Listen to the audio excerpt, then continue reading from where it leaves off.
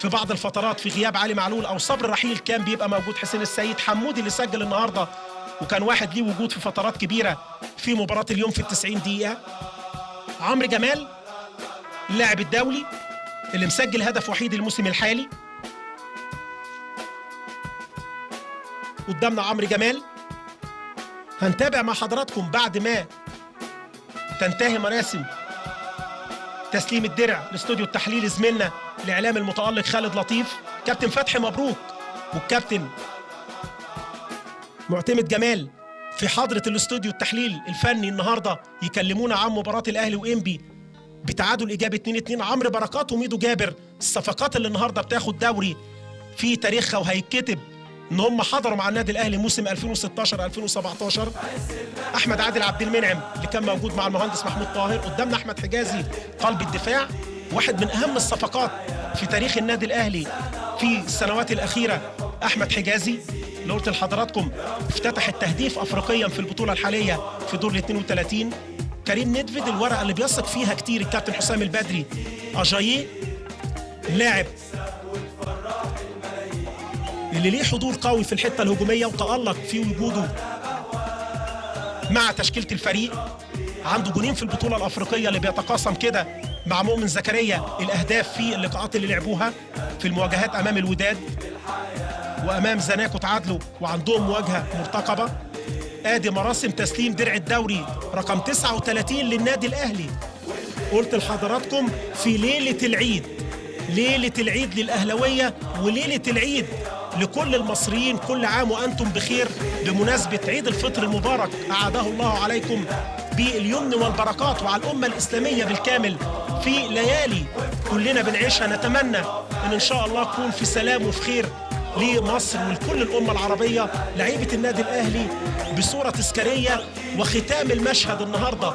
لقاء كان جيد ليهم على المستوى الفني بمجموعة لعيبة حضرت مع حسام البدري ومجموعة لعيبة بيجهزهم للقاء الأفريقي إن شاء الله القادم اللي بنتمنى لهم التوفيق مع الكابتن حسام غالي كابتن النادي الأهلي في مشهد التتر الأخير والنهاية. كابتن الأهلي مع رئيس اتحاد الكورة ورئيس النادي وتسليم درع الدوري للأبطال رقم 39 في تاريخهم. سيد عبد الحفيظ، حسام البدري، أحمد أيوب، سيد معوض، طارق سليمان، سعيد أحمد، خالد محمود، أنيس الشعلالي، جهاز الفني بالكامل. ألف مبروك، مبروك للاعيبة النادي الأهلي. نتمنى نهاية موفقة لكل الأندية فرق اللي بتصارع من أجل البقاء إن شاء الله يكون للأفضل واللي يستحق إن هو يتواجد في مسابقة قوية في المواسم القادمة. أرق تحياتي من استاد بتروسبورت ملعب مباراة النهاردة ونهايات اللقاء بالمشهد الأخير تسليم درع الدوري مع المهندس هاني بريدة والمهندس محمود طاهر وكابتن الأهلي حسام غالي.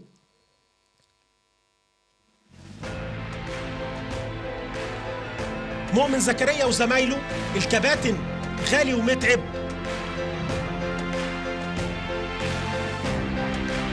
كل الأمنيات الطيبة في مباريات وبطولات كبرى سعيدة على شاشة التلفزيون المصري وقناة النايل سبورت.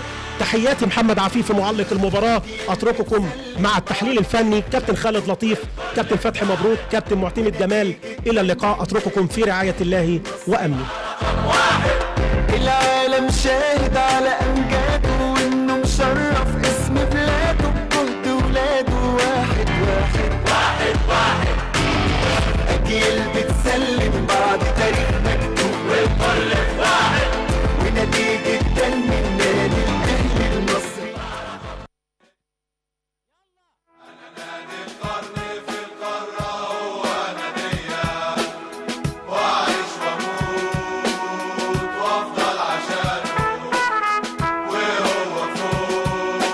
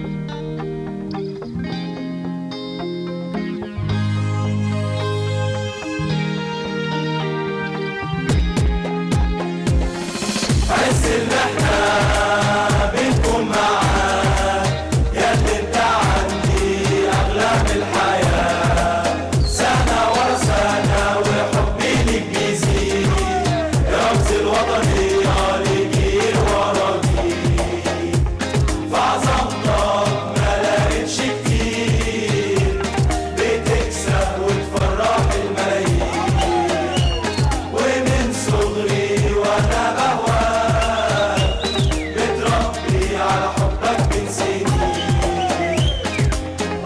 يا أهلي أنت عندي بالحياة، يا أهلي كل مكان بروح وراك، والليلة الليلة وكل ليلة فرحنا بالنصر يا الله، والليلة الليلة وكل ليلة فرحنا بالنصر يا الله، وفي كل مكان رافع اسمه عليه، هو النادي الأهلي الغالي، يفضل كبير مهما تمر الأيام، تاريخه صعب نوصفه بكلام، والليلة الليلة وكل ليلة فرحنا بالنصر يا الله، والليلة الليلة وكل ليلة